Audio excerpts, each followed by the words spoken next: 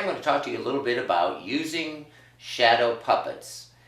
You need a shadow box, and once you have your shadow box, it's always a good idea to talk to the children about what a shadow is. It fits into the curriculum nicely, and I usually begin like this. Turn on my light. What's this, everybody? My hand. That's right, Mr. Joe's hand. Now what do you see? The shadow of my hand. Here's my hand, and here's the shadow. All you need for a shadow is an opaque object, a screen to project it, and light.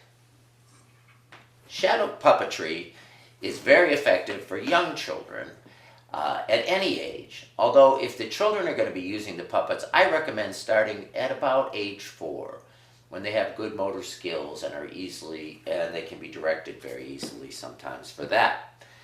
You'll need to make some shadow puppets. Children can make the shadow puppets themselves, or you can make them. A shadow puppet is simply a silhouette with a control rod on the back. The control rod, I like to use these straws because they have a natural bend. And if you use a stiff rod, you're going to have to make that hinge with tape, which is a little more difficult. But these straws work very well and are safe for the children if you want the children to use the shadow puppets.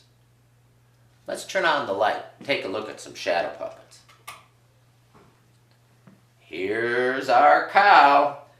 And shadow puppets can be used in a variety of ways, with only your imagination as the source to stop you from coming up with great ideas. Be sure your shadows are pressed firmly against the screen so they're not blurry.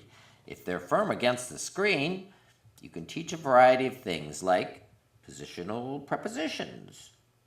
The man is in front of the cow. Whoop! Where's the man now? Below the cow. Above the cow? Behind the cow. You can also use everyday objects if you'd like, or design scenic elements. Oh gosh, a rock. Whoa, it's slippery up here. Ah, careful, Grandpa. Shadow puppets can also have moving parts. By inserting a brad and making 2 pieces, you can give some motion to your characters, like our friend the gorilla here. Or, let's take a look at another one. Oh, here's one.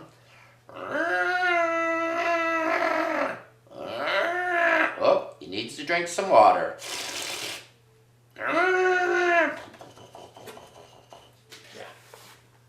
A great resource is World of Shadows, which is a book that Donna and David Wisniewski created many years ago. Donna and David worked with Wolf Trap many years ago.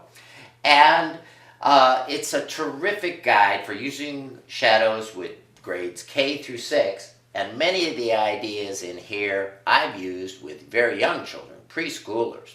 I recommend this book highly.